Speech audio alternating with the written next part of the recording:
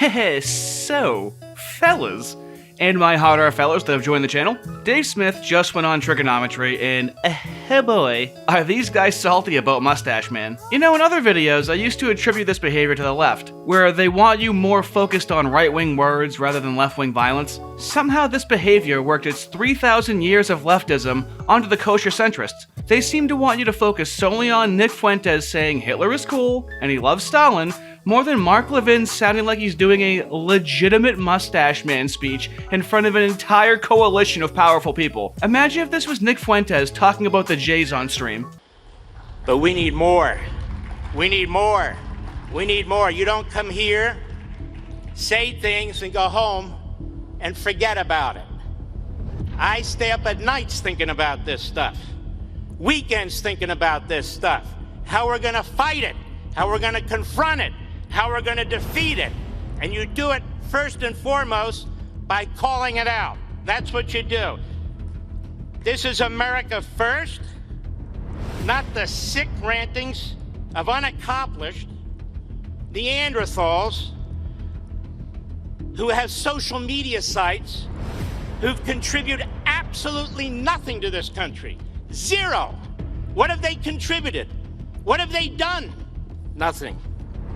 To ignore this, or to be timid, impotent, tolerant, to acquiesce to it, to waste time debating these people rather than exposing them, to intellectualize it, to respond with anything but moral certainty and clarity, to fail, to call it out everywhere and anywhere, is to be devoured by it. You want to know what the 1930s was like? You're looking it in the eye. He said America first and everything. Nick Fuentes could have said that exact same thing in a private recording, and it would have made national news, okay?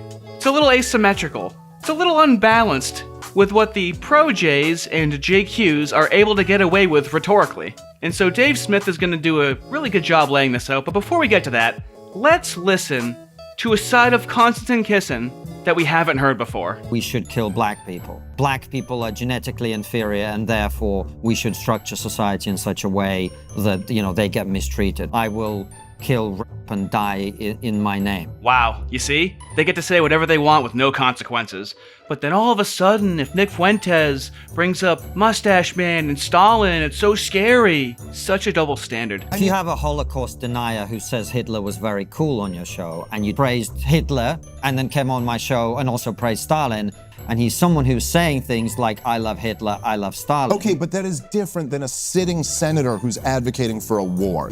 Every business should be run democratically. But does he admire like Stalin? Does he said what we need is Stalin policies probably in not, America? probably not, So that's the difference. Okay, Yeah, so, look, I don't like, agree with you that broccoli is brilliant, if that's what you believe. But if you said, I love Stalin, on the other hand, he has Nick Fuentes on, who says, I love Stalin. You know, So you don't think Nick likes Hitler? Or you don't honestly, think he likes Stalin? You know, honestly, I don't know. I just don't know. Did you ask him?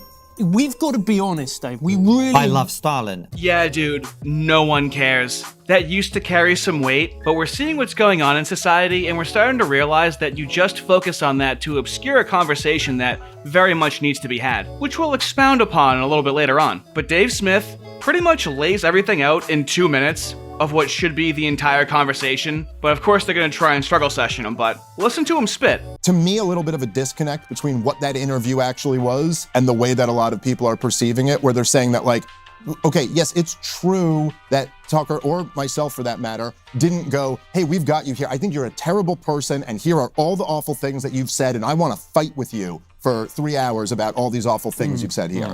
But I also think that Nick Fuentes is a unique thing. You know, he came up in the dark, like his whole brand is that he's saying the most, you know, toxic things. And he's intentionally, obviously, I mean, if you ever watch the kid, he's doing a right-wing shock jock thing. Like, there's a lot of humor involved in it, there's a lot of trolling involved in it, and there's a lot of kind of like getting off on I'm saying the wildest, edgiest thing. And in that environment, no, I actually don't think it's good. Well, let me just finish this. Okay, sure. In that environment, I don't think the right move is to like go like, I'm appalled by what you said. To me, at least, it seemed more like the right move was to go like, all right, hey, let's talk about this. Like, do we actually believe this? You know, and what was interesting to me is when he talked to me, at least, I know he did condemn racial hatred. He was like, yes, we shouldn't hate people just because of the race that they are. I brought up the Holocaust and I was like, you seem to be implying pretty heavily here that you don't think this happened. So let's argue about this because I'm pretty darn sure it happened.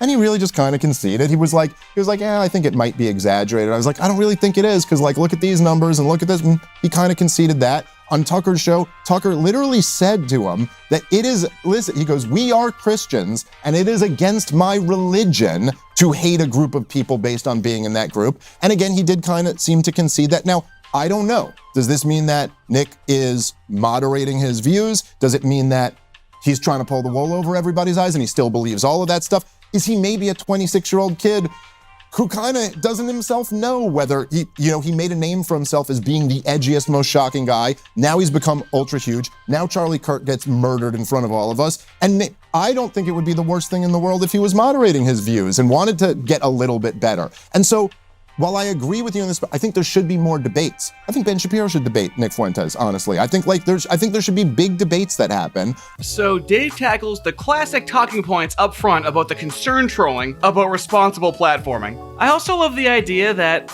Nick has been doing this for years, and it's led to no Antifa gangs of groypers in the streets causing violence.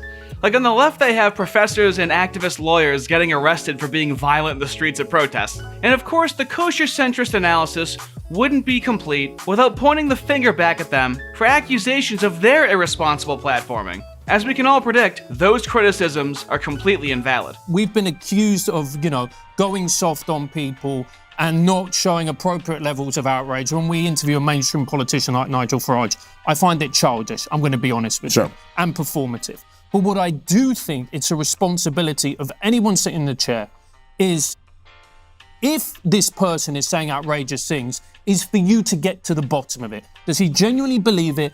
Is he being like a kind of comedic edgelord? Is he saying it purely in a cynical way just to get money, clicks, and attention? Is it a combination of all three? Or is he just a kid who's just somehow found himself after, starting off in his mum's basement to use the hack concept of, the internet, and all of a sudden he's got this kind of huge global audience? What is it? That is the responsibility of the interviewer. These are the hands of a desperate, chaotic mind.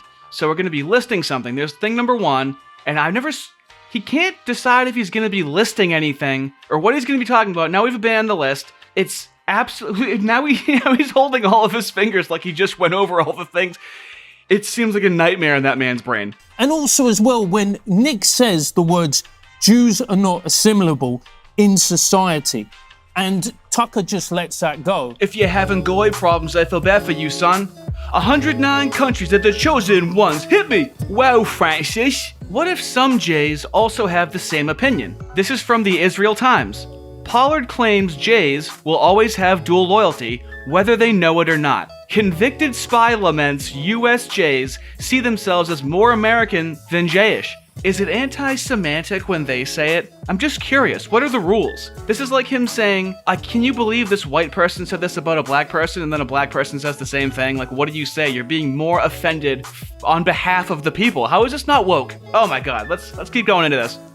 Jonathan Pollard, an American who served a 30-year sentence for spying for Israel and who moved to Israel in December after the end of his parole, made blunt comments on supposed Jayish dual loyalty in the FBI in an interview published Thursday. American Jayery has one major problem. They consider themselves more American than they do Jays, Pollard told the Israel Hayom Daily. Asked how he felt about being accused by US Jays of having dual loyalties, Pollard did not take issue with the title. If you don't like the accusation of double loyalty, then go the heck home, he said bluntly. He continues, it's as simple as that. If you live in a country where you are constantly under that charge, then you don't belong there. You go home. You come home. If you're outside Israel, then you live in a society in which you are basically considered unreliable. The bottom line on this charge of dual loyalty is, I'm sorry, we're Jays, and if we're Jays, we will always have dual loyalty, he added. You know, I bet if they had a quote of Nick Fuentes saying that, they'd play it or quote it.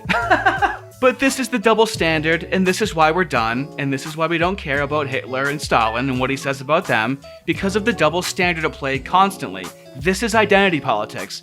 You both are being woke. It's okay when the right ethnicity does it, but then if you're the wrong ethnicity and you say the exact same thing, then you're the bad guy. That is woke, and we see you. I also think that, like, you know, as I watched this, this whatever the event that all the Mark Levin and Lindsey Graham and all these guys, it was like the Jewish Republican thing through an event. But I listen to like Mark Levin, and it seems to me like he's doing Nick Fuentes too. It's almost the same thing. It's like Mark Levin is like discussing ideas. He's going, listen, you little cockroach, you think you're gonna come through me? I'll squash you like a bug, you Nazi scum. And you're like, you're basically doing the same thing, dude. Like, you're just doing it from a different angle. I don't like that stuff on any side. But it does seem to be that, like... But I think this is the point, though, Dave, is I think if you had Mark Levin on your show, you'd have a very different style of conversation with him, as you did with Nick. And agreed. Right? But what's interesting about this, and I'm not calling for anyone to do that, and Tucker and you and anyone else can have anyone they want on their show and should, right? If they choose to. But the difference is, when Tucker has Ted Cruz on, he goes hard in the paint. Ted Cruz is a state senator in this country, which is one of the reasons that you go hard at him, right? On the other hand, he has Nick Fuentes on, who says, I love Stalin, and he doesn't push back on him at all. And this is where people see the discrepancy, right? I just think this is a very weak comparison. I mean, listen, to have a sitting U.S. senator on your show who's calling for regime change war in Iran, which is what the whole fight was over. Sure. That is just a very different thing than talking to a 26-year-old streamer. But you can't have both, Dave. You can't say he's just a 26-year-old streamer while saying he's got a massive audience. Because he is. He's both of those things. He's a 26-year-old but you're saying it to diminish audience. His stature in the comparison. No, I'm just describing what he is. That is different than a sitting U.S. senator calling for a regime change war. I love it. Konstantin wants Dave to tell him why Tucker didn't hold Nick's feet to the fire about his feelings for Stalin, like how Tucker discussed Ted Cruz's very sketchy and defensive support of Israel. Let me show you Tucker interviewing Ted Cruz and think to yourself, did Tucker go hard at Ted Cruz? Or did Ted Cruz become unbelievably defensive and Tucker still maintained his exact same energy the entire time? I came into Congress 13 years ago with the stated intention of being the leading defender of Israel in the United States Senate. Great. And I've worked every day to do that. APEC, a lot of times, APEC I wish were much more effective. Like, there are folks online who are in the fever swamp of terrified of APEC, and APEC... I'm not terrified of APEC at all. You're the one who seems a little uncomfortable when I'm asking. No, not uncomfortable at all. I'm just asking what APEC does. My understanding, having known a lot of people who work at APEC, is that it lobbies on behalf of the Israeli government. Wrong. Oh, okay. It's when was the last time APEC took a position that deviated from Prime Minister Netanyahu? All the time. Name one. Okay. Let me go back and give a little history. If you want to do a deep dive on APEC... I don't. I want to do a shallow dive that gets... No. I want to get to the core question. APEC is lobbying for a foreign government. And I don't... It's not. It's lobbying for the United States. It is lobbying for a strong U.S.-Israeli relationship. Okay. So it's not has nothing to do with the foreign government. It wants America and Israel to be closely allied. Okay. But... it's lobbying on behalf of the interests of another country. So that's not true at all. And if you... not true. No. How much contact do you think APEC leaders have with the government of Israel? No idea. I imagine some. I think the government of Israel is often frustrated with APEC because APEC's not nearly strong enough. Do you think there's any coordination between the government of Israel and APEC? Do they talk? Sure. If you're lobbying for more U.S.-Mexico trade, would you talk to people in the U.S. and Mexico and the government? Sure. Like if... So I'm not mad about that. There are a million countries that lobby Washington. I like a lot of those countries, including Israel. But APEC are Americans. They're not Israelis. Hold on. There are tons of Americans who lobby on behalf of foreign governments. I know them. I'm related to some of them. I know how it works. I'm from here. So my question is not, is it outrageous that foreign governments lobby the United States? They all do, okay, including Israel. My only question is, why don't we admit that is what's happening? You're denying it, but it's true. Yeah, and why aren't they registered as a foreign lobby? Because they're not. This is the issue people have with the kosher centrists. They act like they're being fair and balanced and they care so much. It just comes down to defending Israel. It's so over the top. And this is at a time where Hassan Piker is doing a pro-China media tour, okay? I have any sort of patriotism in my heart for America, but just in general. I'm not like a very, I care about people. I love how we are forced to address the attack within the right, the wedge that's happening on the right, to ignore all the things that the left is doing right now. It's the epitome of controlled opposition. To show you how much this is just about Israel and the Jays, listen to Francis Foster try to tug on the heartstrings of Dave Smith, who is a Jay. He is ethnically Jay, his parents are Jays, and Francis is gonna go, I have friends that are Jays, and they're so scared right now. It just sounds like a white liberal talking to a black person, trying to tell that black person how scared the other black people are that they know. This is identity politics. If people are not held accountable for their actions or their points of view, then they're going to think this is fine or acceptable to say this, particularly if the clicks and notoriety and the money is coming through. Because you can say to yourself, hey, it's just banter. Hey, this doesn't matter. Hey, this is cool. But there are going to be people watching it who are like, oh, maybe the Holocaust didn't happen. Maybe, Jews aren't assimilable. Maybe Jews X, maybe Jews Y. And then before you know it, you see all of these people propagating on the internet. And look, you've got Jewish family, I've got Jewish family, Konstantin's got Jewish family, we've got Jewish friends, I'm not Jewish, I was raised Catholic, but I have Jewish people and friends coming to me going, Francis, we're really worried. Yeah. We were with somebody last night and we were having dinner and he got quite emotional and I thought, what's going on here? And I looked in his eyes, Dave, there was genuine fear. And he said to me, this is the most worried I've ever been. And this is a guy who is not a young guy. And that really strikes, it worries me because people shouldn't have to live like that. And I don't think it's an exaggeration. When people go, oh, racism's everywhere, I go, yeah, come on, let's all calm down. But you look at this stuff and you go, this is the most vile, toxic stuff. And that must worry you. I think, yeah, there's definitely been, there's been a huge, enormous rise in anti-Israel views, and with that there has come a big rise in just anti-Jewish views in general. How in the friggin' heck does Francis not sound like a white liberal trying to explain to a black Republican why they should be afraid of the police? This is also the same strategy the left has been using for Trump for a decade. Trump was already president. Then they acted like in his second term it was going to be so catastrophic when he was already president, and the main catastrophes that happened were from the left. Nick Fuentes has been saying the same things for over 5 years now, but now we have to be worried about the violence happening, even though there is no history of violence with his movement. Also, Francis, have you looked at your own country and what they say about white people, and how the government supports violence that happens to white people? Have you talked to any white people that grew up in a black neighborhood and went to black schools? It's too late. The sympathy ship has sailed. White people have been afraid to speak up for other white people. It's been so bad. White people get maligned by governments and corporations for trying to advocate for themselves. Not only were there no Jays there to step in and advocate for the prejudiced mistreatment of white people, the Jays were the ones perpetuating it through many of their NGOs and ties in government. Francis is trying to convince Dave to be scared. It is the epitome of woke. Now let's see how this goes when Dave delivers that very criticism. I think that's terrible. You don't want anybody to be in fear of their safety. And that being said, it's not exactly clear to me. I don't know. It's not exactly clear to me, how real that threat is. If there wasn't armed security there, would people be bursting in and doing it? It's kind of hard. It's hard to decipher what does the Twitter comments actually mean in real life. I don't know. Look what happened in Washington. Also, look what happened in Washington.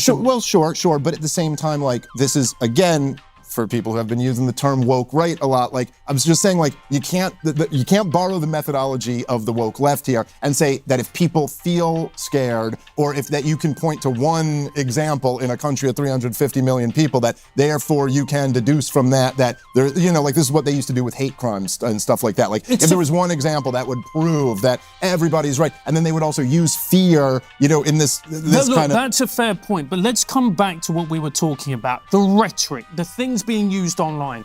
I don't think it's unreasonable for a Jewish person to see clips of Nick Fuentes where he goes, sit down, Jew boy. Where? That's like something out of, like, Mississippi's Burning. What the hell is this? I'm not saying that a Jewish person shouldn't be offended by stuff that Nick said. I'm not saying... I agree with you. I'm not saying it's offensive. I don't really care about offense, Dave. Like, offense. I'm talking about, like, that would really worry you. If I was Jewish and I had kids and what, I'd be like, what, is this the start of something? Because it sometimes feels like it. I'm going to be honest with you. Because the difference is, you know, your point actually I think is totally valid, which is like, you know, people exaggerate threats and then they go, well, because of this, now this. It's not quite the case that, you know, woke left, woke right, we can argue about the terminology. I don't actually give a about the term woke right. I care about the phenomenon, which I think is real, which is what we're actually talking about. Woke right is not a phenomenon that's real. I know this because a few months ago, Jordan Peterson talked to James Lindsay, and they insisted on alluding to this psychopathy and cluster B section of the right, and they explicitly identify it as woke right, but also say that they're not going to use any names, okay? If this was a real thing, you wouldn't need months and months of psychological priming to just bring up these behaviors and openly refuse to name any of them. Because who would want to be called woke right, first of all? And second of all, it limits their ability to interact because they have a label that's not a good label that sticks to them. But what I'm dismayed over is that almost I hate to use this word so glibly, but what I refer to sort of as a bookmark as elite MAGA, or the more who's who of the conservative movement seems entirely captured by this as well. And they also became upset, saw me as a turncoat and a traitor against the movement. One of the things that I think, you tell me what you think about this, but I don't think we should name any names in this podcast, if that's okay with you. That's totally fine. Okay, we can talk about why that is as we progress. Okay, good. I mean, I wasn't going to make that a cut and dried rule, but I have my reasons.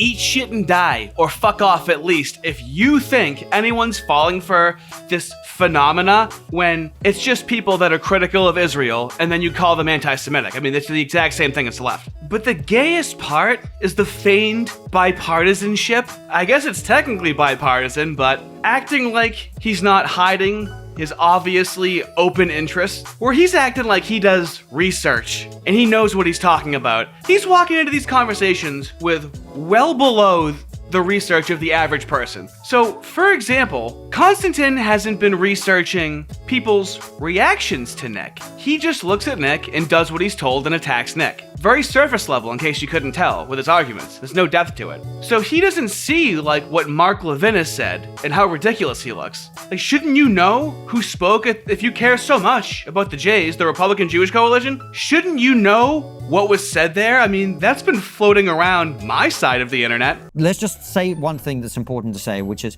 we're not calling for anyone to be no platformed or censored or whatever, or cancelled, by the way, right? Like, I don't follow Mark Levin's comments very closely. If he's calling for people to be banned off social media, I don't agree with it. Oh yeah, he explicitly said cancel them. I am deplatform. By no means, no one here is calling for that. This is what the left has always done in debates. During the BLM riots, they go, well, I didn't do that. Hey, you're talking to me right now. I didn't do that. And it's like, okay, well, you seem to be unaware of the people that you're advocating for and defending. You have no idea what they've said to draw ire toward them. Very conveniently, might I add. But his non-existent research doesn't stop there. Even though he's been pissing and moaning about Nick Fuentes the entire time, and Dave Smith just talked to Nick Fuentes a couple of weeks ago, Konstantin didn't really even watch that conversation, so he doesn't even know whether or not Dave Smith handled that conversation responsibly. And Dave Smith did, and Dave Smith explains that to him. So it's almost like Konstantin doesn't watch any of these conversations. He sees the thumbnails, he gets an email sent to him of what to say and what his position is supposed to be, and that's it. The iron law of woke projection. It like really does play on that tribal thing, and it leads to sloppy thinking. Like, I've just seen this all over the place where you're like, no, dude, like you're starting with your conclusion here and not thinking clearly. And this is one of the problems of collectivism in general, is that like, it's not actually accurate. Did you have this? Because we're individuals. This is not a gotcha in any way. I'm just curious because I didn't watch all your interview with Nick. Did you have this debate with him about identitarianism? Yeah, we got into, we got into just like the idea of collectivism versus individualism and the idea of like, like harboring resentment toward anybody because of their race. And then we kind of had the argument of like, is your beef with the Israel lobby and the government of Israel, or is your beef with the Jews? So then Dave Smith has to relitigate and explain the conversation he had with Nick Fuentes to Konstantin and Francis, the two people that claim to care so much about how dangerous it is to platform Nick Fuentes, couldn't take the time to sit through the conversation to formulate their own opinion. So let's end it here. The people criticizing the platforming of Nick Fuentes do not even watch when people platform him. Just like leftists, they formulate an entire worldview off of video titles and random clips they see online. Then they want to act like they have some sort of moral authority and due diligence in their research when they talk to people. Notice how weeks go by of them discussing Nick Fuentes when all they do is misrepresent and defame him. James Lindsay became popular with his criticisms of the left because he went into depth and great detail. He showed where the left was getting their ideas from. They're not doing that with Nick. They're just calling him racist and anti-Semitic and a Nazi, just like they'll call you those same thought-terminating cliches. They're not going after Nick. They're going after you. Nick is just in the way. They want to take away my freedom because I will never let them take away your freedom. It's very simple. I'm not going to let it happen.